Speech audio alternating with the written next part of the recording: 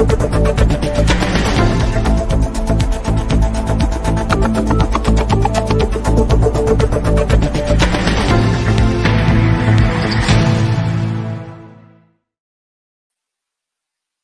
वालेकुम ख़ातिन हज़रात, मैं हूं इसरार अहमद कसाना।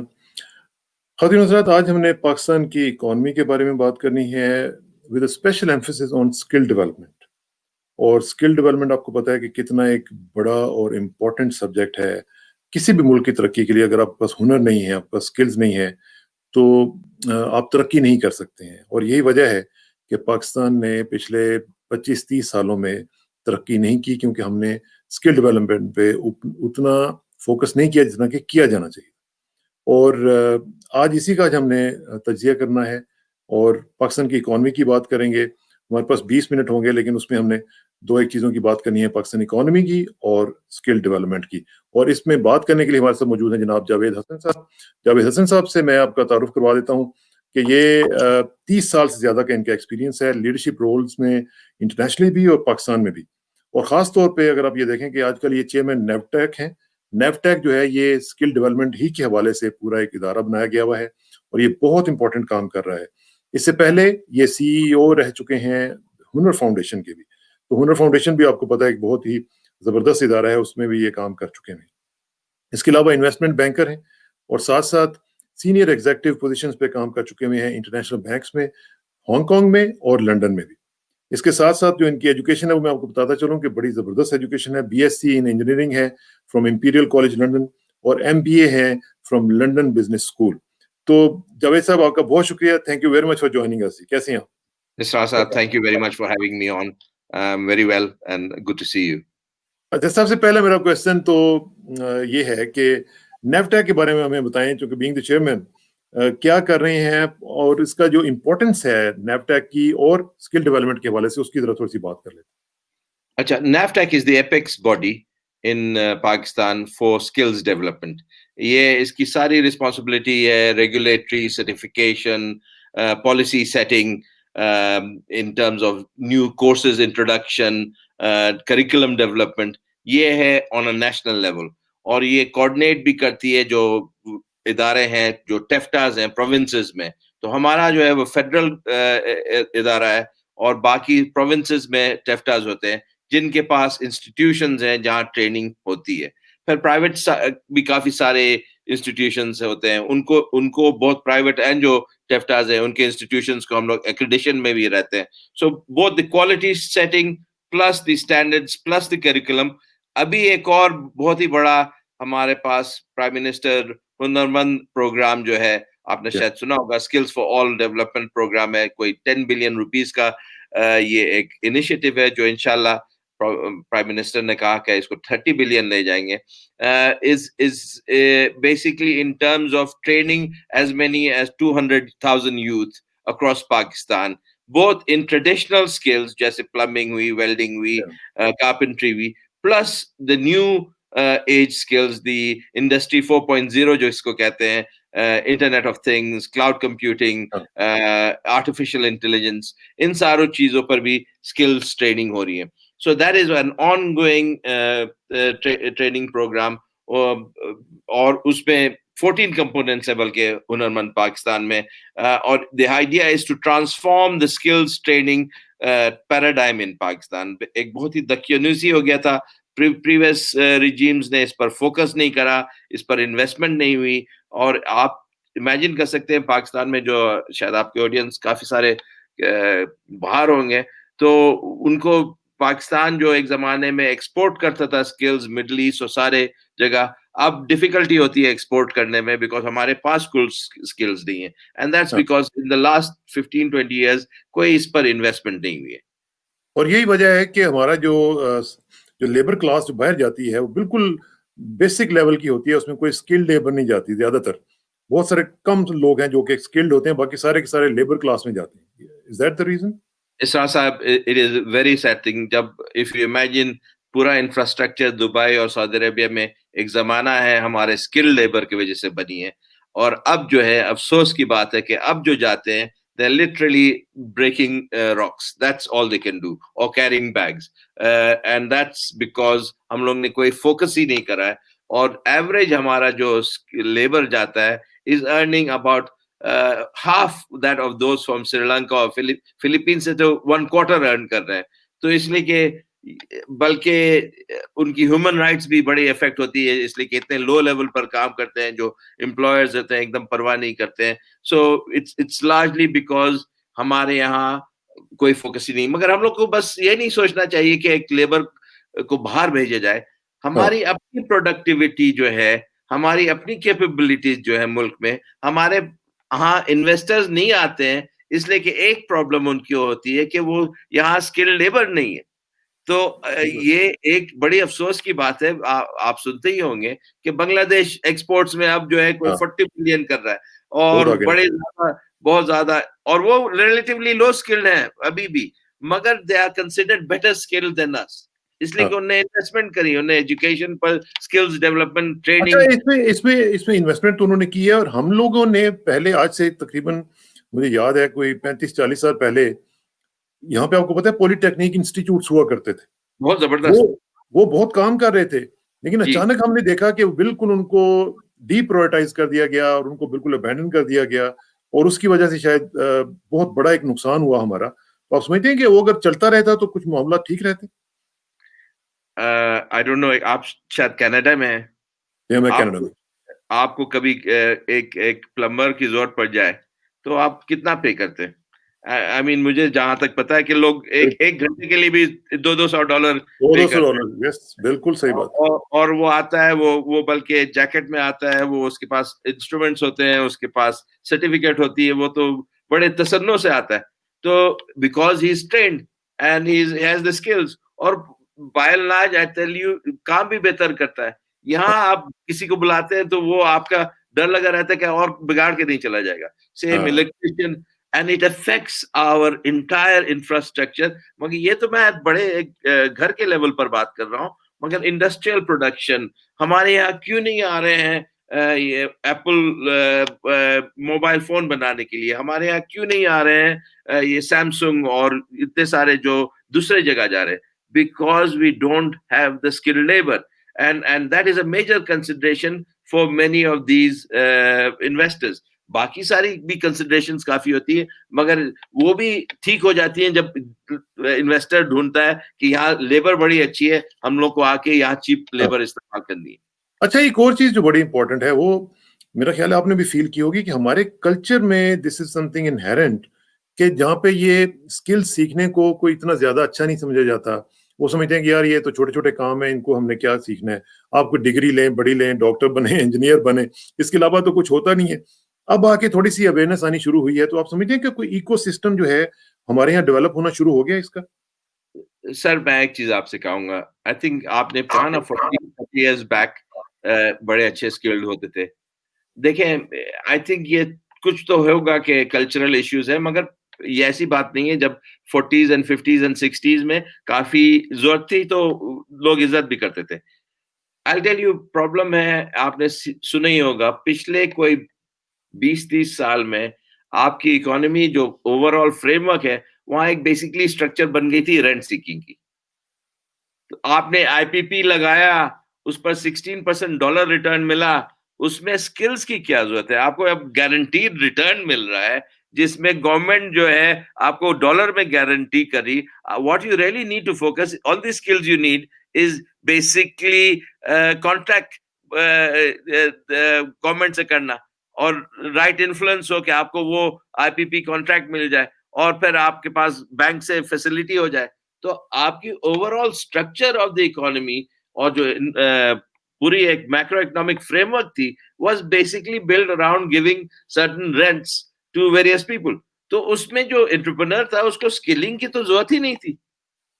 अब जब ये खत्म हो गया, अब खुदा के शुक्र है एक लिहाज से कि हम लोग जो है, we are not in a state to give out rents to various people. We need to work hard now and we need to create value, and whenever you need to create value, एक bag याद आ जाता है कि skills की जरूरत पड़ जाती है। So I think it is sad, but in some ways it's very good that now we have a country where we cannot afford to have a population which is not skilled. But I can tell you, Isra Sahib, it is a very dangerous situation. Every year we have about 5 million new kids turning 16. Every year, 5 million kids turning 16. About 700,000 go into the university stream. FSC कर लिया ना, A levels कर लिया. 700,000 to 800,000. Then we have capacity to train in the formal sector. Shagid और ताज शागिद को छोड़ के only about 400,000. So we are leaving out about at least, if you assume about 2 million kids जो हैं वो छूट गए, we are leaving out about 2 million kids from getting formal training, any form of training. They are as good as beasts of burden. So this is horrible. This is अगर ये इस तरह हो रहा है और उसको हम यूटिलाइज नहीं कर रहे हैं तो things are very bad then. Well, I think हमेशा उम्मीद रखनी चाहिए, and I think लेकिन उसके लिए कुछ ना कुछ करना भी तो चाहिए ना. देखें, मैं ये कह रहा हूँ कि स्किल डेवलपमेंट जिस तरह हम लोग यहाँ पे देखते हैं कि यहाँ पे कई स्टूडेंट्स जो हैं वो ग्रेड 12 के बाद ट्रेड्स में चले जाते हैं, जिनको हम स्किल्स वगैरह कहते हैं, वो मुख्तलिफ ट्रेड्स में चले जाते हैं. अब होता क्या है कि हमारे यहाँ तो ये एफएससी और जिस तरह अभी आपने कहा कि फिर बीएससी के बाद या बीए कर लिया तो कई लोग जो हैं वो ड्रॉप आउट हो जाते हैं, फिर वो अपने अपने चक्करों में पड़ जाते हैं, जॉब्स होती नहीं है. एक चीज मैं ये देख रहा हूँ कि लोग ये आजकल कह रहे हैं, बहस हो रही है, डिस्कशंस चल रही हैं, डिबेट्स चल रही हैं कि जी डिग्री को छोड़ो, अब आप सिर्फ हुनर सीखो. अब ये मुझे बताएं कि ये जो एक डिबेट चल रही है कि जी सिर्फ हुनर सीखें, स्किल सीखें और बाकी काम छोड़ दें, क्या ये म्यूचुअली एक्सक्लूसिव है? क्या इधर और वाला मामला है या दोनों चीजें साथ साथ चल सकती हैं? देखिए, I'll tell you a very interesting phenomenon. अभी जो हम लोग ने स्किल्स फॉर ऑल हुनरमंद पाकिस्तान प्रोग्राम करा है, उसमें जैसे मैंने कहा, we will be training for 50,000 high-end, high-tech skills. इसमें artificial intelligence भी है, Internet of Things भी है, coding भी है, उसमें cyber security भी है, इसमें there's about cloud computing भी, there's about 100 different types of courses. Now we thought के शायद demand आ जाएगी. Initially we opened up only 18,000 places. Okay, and this is because आप ये पहले मर्तबा हो रहा है, so we didn't decide to go. We have decided not to go very big initially, but we want to see what is the success level. You know how much demand we got? 200,000 for 18,000 places, and half of these 200,000 people who applied were graduates, and many of them were masters. Some of them were masters in computing. Now, many of them were told us कि ये courses जो हैं, ये ऐसे courses अगर हम लोग पहले कर लेते, जब हम लोग बीएससी ना बीए ना ये, तो हम लोग को फॉरेन जॉब मिल जाती. So my point is not to discourage people from going to university or getting higher education, but I think we need to focus on, and our criteria is very clear in this skill. Okay, we have the institutions we have been talking to, that they need to ensure at least 80% employability of all these students who are taken on. And from the 4th month, they have to demonstrate that they are already trying to get jobs. Very good, very good. I wish you Godspeed. अब जरा थोड़ा सा मुझे ये बताएं कि हमारी जो इकोनॉमी है उसको आप किस तरह देख रहे हैं, specially with reference to exports. हम लोग एक्सपोर्ट्स अपनी किस तरह बढ़ाएं ताकि हमारा जो हर वक्त हम देखते रहते हैं कि जी हमारे डॉलर्स का मसला बना हुआ है, हमारे पास वो नहीं है, हमारे पास इकोनॉमिक जो आउटलुक है वो बड़ी ब्लीक चल रही है, हमारे जो बैलेंस ऑफ पेमेंट है उसमें मसले चल रहे हैं.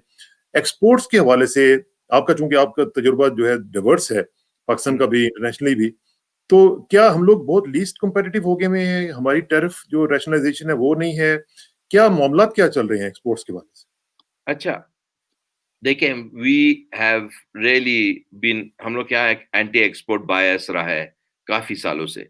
उसमें काफी सारे चीजें हैं, include the high import duties भी. Actually strangely enough they work as export duties, इसलिए कि आप अगर रॉ मटेरियल्स, आपकी बेसिक इंटरमीडिएट प्रोडक्ट्स आप जब इंपोर्ट करने लगते हैं, उस पर अगर 15-20% ड्यूटीज हो, तो फिर आपकी मार्जिन क्या रहती है, और वो जाके ड्यूटी रिक्लेम करना ऑन एक्सपोर्ट्स बड़ा डिफिकल्ट होता है. तो there was, and moreover, अगर आप ज्यादा प्रोटेक्शन देते हैं लोकल मार्केट में, तो ज्यादा आपका फोकस लोकल मार्केट पर हो जाता है. तो there was a structural flaw. दूसरी चीज है, हर मुल्क जो आपने सुना होगा, आप तो जानते हैं इकोनॉमिक्स के बारे में, आप फॉलो करते हैं, तो चाइना को देखे, वियतनाम को देखे, they have always kept the value of their currency under valued. बल्कि अमेरिका उनको कहता है करेंसी मैनिपुलेशन कर रहे हो कि अंडर वैल्यूड रख रहे हो। उनका एक्यूजेशन होती है और वो कोशिश करते हैं कि हम लोग अंडर वैल्यूड है। पाकिस्तान में एक अजीब फिनोमिनन हुआ था पिछले 5 साल से, मतलब जब से द प्रीवियस गवर्नमेंट, कि आपने अपनी करेंसी को 25% ओवर वैल्यूड रखी और यू मेड श्योर कि आपकी जो एक्सपोर्ट सेक्टर है वो खत्म हो जाए। तो it was very painful when Imran Khan Sahib became Prime Minister that we had to devalue, and it was a sudden devaluation which had its consequences. Magar what we are seeing is our competitiveness has dramatically improved. Faisalabad mein, now we are seeing 100% capacity utilization, mashallah se. In fact, वहां एक अभी problem शुरू हो गई again, unfortunately like के skill लोग नहीं मिल रहे। तो see the problem of capacity we have seen, आपने देखा होगा दिसंबर के numbers year on year 18% growth हुई है। Now we are definitely going to be beating records over the last 7 years। Last month की जो it's the highest on a monthly level exports. So 2.4 billion, and I think those numbers will continue to improve. लेकिन exports की जब हम बात करते हैं तो आपको भी पता है जावेद साहब के बांग्लादेश को अगर हम देख लें तो उनका आप देखें टेक्सटाइल का जो एक्सपोर्ट है और वो सारा अपैरल वगैरह जितना भी वो कर रहे हैं एक्सपोर्ट हमसे कहीं ज्यादा कर रहे हैं, और हमारा तो बेसिक एरिया ही ये था टेक्सटाइल का और अपैरल वगैरह का, तो हम लोग उसमें पीछे रह गए, वो चले गए आगे। उधर से हम ये देख रहे हैं कि ईज ऑफ डूइंग बिजनेस के ऊपर भी हमने काम किया है, उसमें भी इम्प्रूवमेंट है। तो where are we lacking right now? नहीं, काफी चीजें में हम लोग लैकिंग कर रहे थे मगर एड्रेस हो रहे हैं। बेसिक चीज थी, there was in terms of synthetics जैसे बड़ी इंपॉर्टेंट होती हैं in terms of garment and apparel manufacturing, उस पर आपने इतनी हाई ड्यूटीज रखी हुई थी कि हमारी कंपेटिटिवनेस नहीं होती थी कंपेयर टू बांग्लादेश, तो वो जरा कम करी गई है अभी, फैसिलिटेट करा गया है। दूसरी बड़ी प्रॉब्लम थी हमारे जो structure of power was very expensive compare to Bangladesh में कोई 7 सेंट ना 8 सेंट यूनिट है, हमारी कोई 11 सेंट यूनिट पड़ी। तो गवर्नमेंट ने उस पर भी काफी राहत दी है, रिलीफ दी है एक्सपोर्टर्स को। They are giving at above a certain production level, they're giving at a level which is competitive to Bangladesh. So what we are seeing, what we are trying to do is remove the distortions na competitiveness relative to India. उसके वजह से काफी improvement हो रही है, मगर अभी the problem is not के जो कैपेसिटी है वो यूटिलाइज नहीं हो रही। Now what the issue is के जो इंडस्ट्रियलिस्ट हैं need to start adding capacity and not capacity, improve the quality of production and move into more value added products. इसी में आप अगर क्लॉथ बनाते हैं तो आप गारमेंट्स हायर लेवल पर आए, अगर सिंपल क्लॉथ बनाते हैं तो कर्टन्स बनाए, बेडशीट बनाते हैं तो बेडशीट के और भी प्रोडक्ट्स बनाए। You are beginning to see that बातचीत हो रही है, कुछ चीजें हाँ। So देखें, but it won't happen. Rome wasn't built in a day. जहाँ इतनी साल पहले neglect रहा है, it is beginning. But I think हमारे जो commerce ministry है, Razak Daud साहब, he's very aware of this. We have a person who is very aware of the need to focus more, और हम लोग products भी diversify कर रहे हैं। It's not only हमारे इसमें जो FDI का एक एस्पेक्ट है वो भी बड़ा इंपॉर्टेंट है, और हम देख रहे हैं कि ये ओवर द इयर्स बहुत कम हो गया है। तो अब खास तौर पे अगर हम सीपैक के हवाले से देखें, अब स्पेशल इकोनॉमिक जोन्स बनने हैं, उसमें हमने देखना है कि हमें बहुत सारी लेबर, वहां पे भी स्किल्ड लेबर चाहिए होगी, और साथ साथ जो FDI है उसका भी थोड़ा सा इजाफा होगा। तो आप उसको किस तरह देख रहे हैं? आई थिंक ये जो SEZs हों जहाँ इम्पोर्ट्स और फ्री ट्रेड जोन्स होंगे उससे बड़ा फर्क पड़ेगा।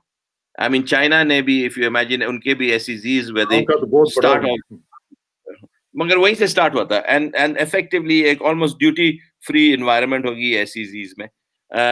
तो उसमें काफी इन्वेस्टमेंट भी आने शुरू हो गई, the stock, and there is also good chance कि उससे भी एक्सपोर्ट्स काफी बढ़ेंगी। So I think, but you have to wait. I mean what we are seeing is definitely a V-shaped turnaround, हमारी इस महीने एक्सपोर्ट्स में 18% ग्रोथ हुई थी, बांग्लादेश में एक्चुअली 6% डिक्लाइन हुआ. And in the first half of this year, from July onwards, we have seen a growth in exports year on year, whereas the rest of the countries are actually seeing either flat or declining. So और remittances भी हमारी लगातार बढ़ती जा रही हैं. Remittances तो बहुत बड़ी हैं, मगर I think the reason for that is more to do with the अब regular channel से आ रही है ना, formal channel से आ रही हैं, और ये FATF का भी इसमें improvement हुई है. So there are a number of factors. I think we are moving in the right direction. I think in next 2 years we should be able to get up to, from a pathetic 22-21 billion, we should hopefully be able to get to 34-35 billion. That's a substantial improvement if you think about it. लेकिन आखिर में सिर्फ मुझे सिर्फ ये बता दें कि अगर सब्सटेंशियल इंप्रूवमेंट हो रही है तो वो ट्रांसलेट इनटू रियलिटी, जहां तक लोगों का ताल्लुक है, वो ट्रिकल डाउन कैसे करेगी और कब तक करेगी, ताकि लोगों का ये जो महंगाई का मसला बना हुआ है और ये सारे सिलसिले लोगों को मैंने देखा है कि उनके बेचारों के खर्चे नहीं पूरे हो रहे, ये कब तक रियलाइज हो सकेगा? आप देखिएगा in December inflation is down to 5.73%, 5.93% year on year inflation, and inflation by and large अब control हो गया है. Food inflation which is still high is coming down as well. देखिए जब फैसलाबाद में today there is probably near full employment, and same in Sialkot. So what you are beginning to see even in Karachi, लोग complain कर रहे हैं कि उनको सही लेबल मिल रहा है. तो एक्सपोर्ट्स बढ़ेंगे तो ऑब्वियसली एम्प्लॉयमेंट बढ़ेगी. जब to a certain extent near full employment होगी तो उनके सैलरीज भी बढ़ेंगे, तो naturally it will feed into their prosperity. So we are seeing a turnaround, and it takes a bit of time. मगर ये बड़ा पेनफुल पीरियड हम लोग से गुजरा है पिछले 2 साल में, and we have to give it some time, but I think in the next 6 months you should see a quite substantial improvement in the economy. आप देख रहे हैं कि if you accept कि the stock market is a forward indicator, तो आप देख रहे हैं कि stock market is higher than when the government took power, and it's on a daily basis you are seeing improvements. Car sales are near record levels recently. So you're seeing a dramatic improvement in car sales, in cement sales, in various demand area. Now we have to be careful. इसलिए कि हम लोग demand driven, consumption driven growth नहीं करना चाहते. We want it to be export driven by actually selling to the rest of the world. तो वो एक mixture है. I think the conditions of the people are improving, but it's a slow process. अल्लाह करे कि आपकी जो बात है वो सच्ची हो और हम जल्दी उसका इम्पैक्ट भी देखें और लोगों में देखें कि उसमें एक तब्दीली उनके लाइफ स्टैंडर्ड में, उनकी लाइफ क्वालिटी में चेंज आई है और पॉजिटिव चेंज आई. बहुत बहुत शुक्रिया जी. प्लीज, आप लोग बाहर रहते हैं and Canada, please do look at Pakistan, not only for land investment. You will do better probably in the long run if you see at the stock market and other things as well. आप at least देख लें. I will not recommend you to any stock, but I think there are other avenues of investment other than land in Pakistan. ये बहुत अच्छी बात की आपने, और मैं समझता हूँ कि इस पे हम मजीद 1-2 प्रोग्राम्स करेंगे कि जो हमारे जो ओवरसीज पाकिस्तानीज हैं वो किस किस सेक्टर्स में जाके इन्वेस्ट कर सकते हैं, because you have been overseas Pakistani also. तो आपको पता है हमारे जो कंसर्न्स हैं वो क्या होते हैं, और ये लैंड का जो मसला है फिर लैंड ग्रैब्स भी हो जाते हैं, तो इनका भी एक वो करना चाहिए हमें. बहुत बहुत शुक्रिया आपका. इंशाल्लाह हम टाइम आपसे लेते रहेंगे, और आखिर में दुआ कि मेरी इज्जत के लिए काफी है कि मैं तेरा ही बंदा हूँ, और मेरे फख्र के लिए काफी है कि तू ही मेरा परवरदिगार है. तो बिल्कुल उसी तरह जिस तरह मैं चाहता हूँ मुझे भी उसी तरह बना दे जिस तरह तू चाहता है. स्पुरदम बतुमाए खेचरा तो दानी हिसाब कमो बेचरा. मुझे इस राक्साना को जावेद हसन साहब के साथ इजाजत दीजिए. जल्दी मुलाकात होगी इंशाल्लाह. अल्लाह हाफिज. Thank you.